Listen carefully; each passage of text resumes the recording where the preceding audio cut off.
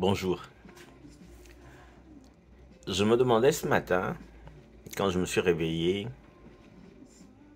pourquoi les gens ont l'air surpris que je sorte un troisième livre en un an. Et qu'est-ce qui fait que c'est particulier pour certaines personnes de constater que je bavarde autant. Ça m'a ramené en arrière dans mes années de collège où j'étais tellement bavard que même quand je ne venais pas à l'école, quand le major de classe devait écrire les noms des bavards, systématiquement, il pouvait écrire mon nom de famille à ma vie avant de constater que je ne suis pas dans la salle de classe. Mais en vérité, je n'écris pas parce que j'ai du temps ou parce que j'ai envie d'écrire pour multiplier des sorties de livres. J'écris parce que j'ai besoin d'écrire tout ce qui tourne dans ma tête. Et parce que j'ai besoin de parler. Pas de parler pour moi, histoire d'évacuer des pensées que j'aime, mais de parler parce que je suis persuadé qu'on ne peut pas être vivant sans vouloir impacter le vivant autour de nous. Je suis persuadé que nous tous, en tout cas tout le monde, de différentes manières, on impacte le monde, on impacte notre environnement. Mais quand je fais la réflexion, c'est-à-dire le retour, la flexion sur moi-même pour penser à moi, penser à ce que je fais, à ce que je sais, à ma mission de vie, je me rends compte que il y a certains éléments que je dois, ou peut-être que je peux prendre le courage de nommer. C'est ce qui m'a amené à écrire depuis longtemps. Parce que j'ai pas commencé à écrire le 23 septembre 2022. J'ai toujours été un bavard. J'écrivais beaucoup de rédactions, beaucoup de dissertations. J'écrivais beaucoup de poésie. Quand j'étais à l'école, j'écrivais dans mon carnet. J'écrivais dans mon carnet secret. J'aime les mots. J'aime les mots parce que ce sont des éléments graphiques comme ça qui condensent en eux seuls des émotions, des situations, des sensations, des objets, des éléments vivants. Et pour moi, c'est une façon de transposer ce qu'il y a dans ma tête, ce que j'évalue avec ma conscience, avec mon cerveau, de le transposer dans la matière. Donc de le figer un peu pour le conserver. J'aime les mots, j'ai toujours aimé les mots.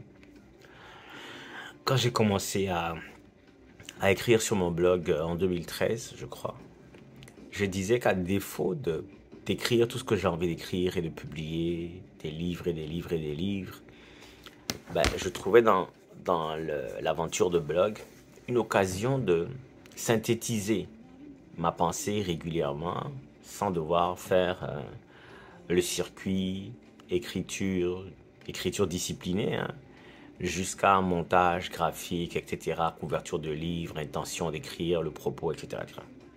Mais dans l'histoire d'un blog, c'est que ça commence par une idée, on le met en forme, on l'écrit, on l'organise, on interfère avec des éléments, des liens, des photos, des images, des vidéos, etc. Et à la fin, on a un propos qui peut être partagé. Le blog m'a beaucoup aidé et puis j'étais très prolixe dans mon blog.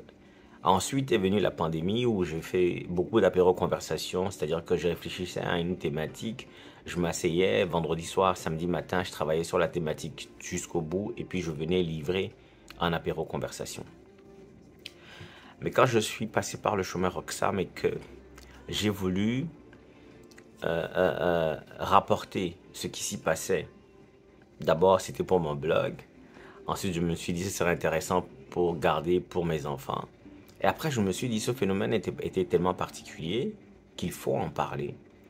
Qu'il faudrait que quelqu'un qui est passé par là, qui a vécu le chemin Roxham, puisse mettre les mots là-dessus, sur le trajet, sur ce que c'est une aventure humaine. Bah, ensuite, il a fallu que j'écrive sur le Togo parce que j'ai quitté le Togo en 2017. Et pour moi, c'était un deuil. Un deuil de quitter un pays auquel je me suis très attaché. De toute façon, c'est mon pays. Je suis né là-bas, j'ai grandi là-bas, j'ai fait toutes mes classes là-bas, etc. J'ai de la famille et tout. Et le fait de devoir quitter en 2017 a été pour moi un deuil. Un deuil suppose un testament. Et donc j'ai dit, qu'est-ce que je peux écrire sur le Togo qui peut avoir une valeur de testament? C'est là où j'ai écrit « Et demain le Togo ». Pourquoi? Parce que pour moi, en écrivant mon analyse de la situation politique depuis les années 60 jusqu'à aujourd'hui et les projections vers l'avenir qu'on peut avoir sur le Togo en termes de politique, parce que la politique gouverne tout, il était important pour moi de mentionner les éléments que l'on doit savoir pour agir efficacement. Et ça a été demain le Togo. Mais ensuite, mon intégration, mon inclusion au sein du Canada, au Québec, etc., c'est quand même des enjeux au quotidien. Des enjeux au quotidien. J'ai fait une formation en relations interculturelles, j'ai fait une formation en équité, diversité, inclusion, etc. Je me suis posé pour observer le cheminement de quelqu'un qui arrive, qui s'intègre, et quels sont les défis que cette personne-là peut traverser. Je ne suis certainement pas la première personne à me poser sur la question du cheminement. Sauf que, en y réfléchissant et en vivant cette expérience d'intégration, je me suis heurté à un mur linguistique, c'est-à-dire à des éléments du langage qui pour moi n'étaient pas favorables à l'intégration et à l'inclusion.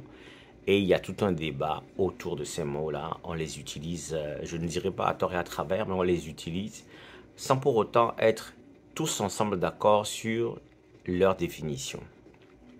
Et donc, il fallait pour moi m'asseoir et prendre certains mots principaux qui reviennent souvent dans l'actualité et dans le débat public pour voir comment est-ce que ces mots favorisent l'intégration et l'inclusion. Et donc ça a été très vite le projet du livret qui va sortir le 30 septembre, qui va s'intituler « L'art de conjuguer à l'inclusif parfait pour un vocabulaire adéquat de l'intégration et de l'inclusion ». J'ouvre le spectre jusqu'à tous les pays occidentaux qui sont aux prises avec les questions d'immigration. Je parle de l'Europe, notamment la France, que je connais un peu parce que je suis l'actualité française. Pays francophone, le Togo, hein, vous me direz. Et donc voilà, j'apporte mon opinion sur ces termes. Ça m'engage, ça a été un petit livret que j'ai écrit assez rapidement. Mais c'est quand même l'aboutissement d'une réflexion qui est là depuis parce que dans différents discours que j'ai eu à donner dans des manifestations avec des associations qui luttent pour la défense des droits des personnes réfugiées, des demandeurs d'asile, j'ai déjà abordé les sujets sur ces mots-là. Mais il était important pour moi de les ramener dans un bouquin, de le publier pour que ça fasse œuvre utile, pour que tout le monde puisse avoir accès à cette réflexion-là que je partageais entre discussions privées ou dans des discours à des personnes seulement qui étaient présentes. Donc c'est ça. Mais j'ai toujours envie d'écrire. J'ai encore plein de projets d'écriture qui sont en cours. Actuellement, j'ai 3 livres qui sont simultanément en cours, dépendamment de l'inspiration. Ou si je me rappelle de quelque chose, je les écris. J'ai envie d'écrire encore parce que je suis un bavard, mais parce que j'ai des choses à dire.